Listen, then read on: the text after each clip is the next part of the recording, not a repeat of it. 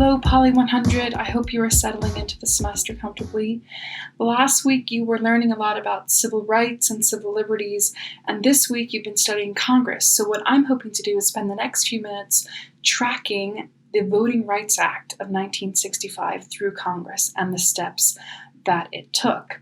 Now, I'd be remiss if I didn't point out Schoolhouse Rock, the I'm Just a Bill sitting here on Capitol Hill. I'll spare you my singing, but I'm sure the catchy tune is now stuck in your head. It's a great intro for a lot of us about what actually happens on Capitol Hill when bills are introduced, and if you've never seen it, certainly take a moment to look it up. It'll give you a good laugh. All right, but to begin today, we'll first start off with how bills actually go through each chamber. So the House of Representatives and the Senate follow a similar path when a bill is introduced. It just first starts off with being introduced on the floor, and it's then going to be sent to committee based on its subject matter. It might even be sent out to a subcommittee for a very specified matter of the bill. This subcommittee will report back to the committee. The committee will hear any of the amendments, the proposed changes, testimony from those who have a stake in the bill, and then the committee will vote on the bill.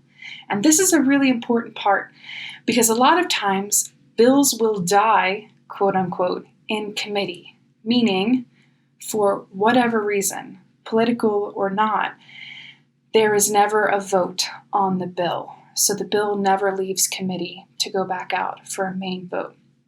So what happens in a lot of time with a simple majority passing the bill will continue on in the process, but sometimes just won't get a vote. Keep that in mind for future scenarios. So the bill will be voted on by committee, and it'll then be sent back on to the floor for debate, for eventually a vote.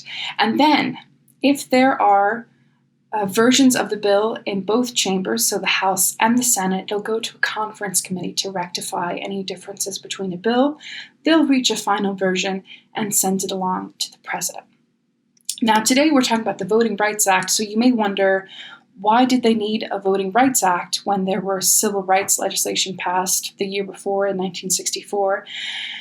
Well, it didn't really do a lot, though, for many of the people in the South. So to put this into a broader context, over 50% of the population was African American, but only 2% of registered voters were African American.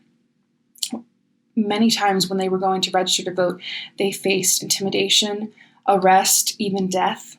And we're certainly all familiar with the disenfranchisement tactics that a lot of states use to prevent them from voting as well. These impossible literacy tests, like you see on the screen, poll taxes, grandfather clauses, only allowing people whose fathers and grandfathers were eligible to vote, old soldier clauses, property requirements. Mississippi was notorious for the soap bubble test, requiring voters to correctly guess the number of bubbles in a soap bar, right? So there was a lot of work that needed to be done.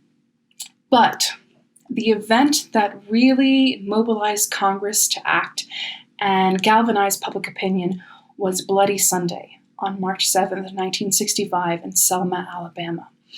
Led by John Lewis, who would go on to become a congressman and who actually passed away this summer, about 600 or so activists were going to march from Selma, Alabama to Montgomery to bring attention to the fact that Black people should have the right to vote.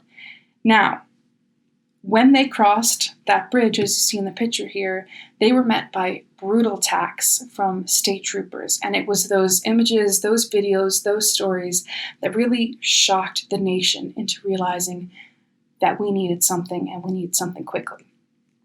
So the Voting Rights Act was introduced rather quickly, almost a week or two after March 7th, those bloody attacks. Now, some of these pictures, a bit of a spoiler alert, the Voting Rights Act, often nicknamed the VRA, was signed into law by President Lyndon B. Johnson, which you see on the upper right-hand side. And if you want to take a look at what it was like in the committee rooms, on the bottom right side, you'll see the House Judiciary Committee listening to testimony on that bill. Now, beginning with the House of Representatives, introduced on the House floor, sent to the Judiciary Committee because this was an administration of justice issue. The subcommittee had amendments. It became a bit of a tricky situation, and eventually they scrapped those amendments. It was then sent to the Rules Committee. Here again, the chair opposed the bill and tried to stop the bill from leaving committee for a full House of Representatives vote. But there was mounting political pressure, and he just couldn't withstand it. So he eventually allowed the bill to be released. It passed the committee vote. It was sent back onto the House floor for debate, and then it was voted overwhelmingly received. And if you just want to see what roll call was like in the day before they had the electronic system in the House of Reps, there it is on the right-hand side, just a year before. Now, in the Senate, it followed a similar system as well, introduced in March on the floor, sent to the Senate Judiciary Committee, voted out of committee favorably, quite a strong vote, back on the Senate floor. But here's where you reached a lot of issues. They had robust debate about the bill on the Senate floor, and eventually what they decided to do is have first a vote of cloture. So a vote of cloture is a vote of closure.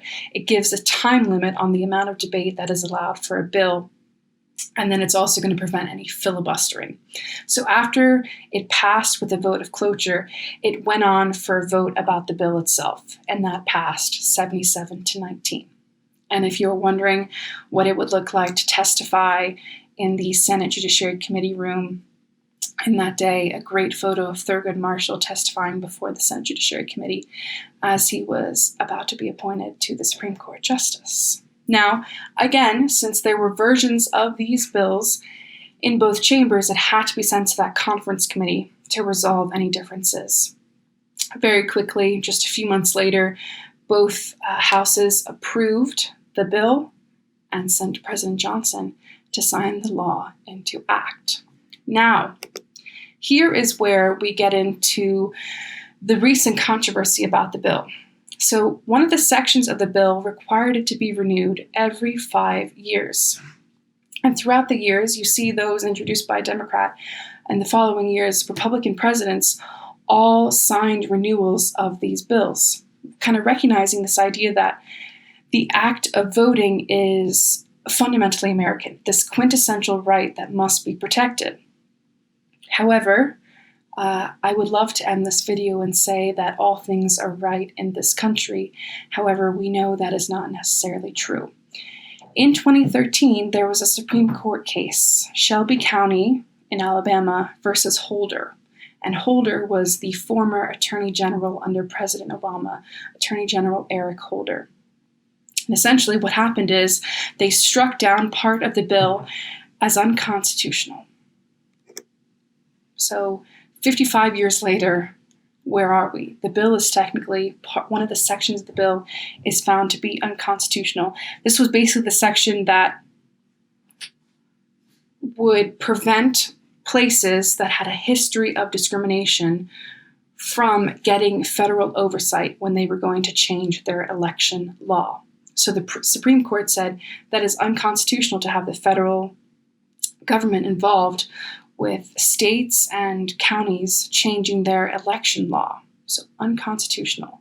So in 2015, President Obama, I want to put up this picture of President Obama hand in hand with Congressman John Lewis, the same man who led all those activists 50 years before, marched over that bridge yet again to show a sign of solidarity. So the Voting Rights Act is no longer law. It has been deemed by the Supreme Court as unconstitutional, thinking that the oversight from federal government about changing local election laws was unnecessary, that we had moved beyond a time of discrimination. Many scholars, legal scholars, will tell you that this has opened the floodgates. Alabama, quickly after the Supreme Court ruling in 2013, they implemented quite strict voter ID laws. Texas, on the same day the case was decided, passed even stricter voter ID laws than what they already had on the books. So when we think about this important fundamental right to vote, the measure of how much each vote matters can kind of be understood in that there are people out there who are trying to prevent some of us from casting a ballot. Think about that in this election season. We are less than 40 days away from the election. Make a plan to vote. Think about the incredible impact you can have on your community, on this greater country when you go out to vote. Recognize the sacrifices that many have had before us to be able to go into a voting booth today. And now certainly other ways to vote if you can't vote. We talked about tracking the bill through Congress. You can call your congressman, send an email in support or in opposition of bills that go through Congress. So definitely be sure to keep track of that govtrack.us to track bills that are interesting to you. And always remember that this right to vote is fundamentally American, a quintessential right that needs to be protected. Think about that as we go through the next few weeks, and certainly about the power the Supreme Court has in making decisions. And with that, Poly 100, enjoy the rest of your week and be sure to stay in touch if you have any questions at all. Take care.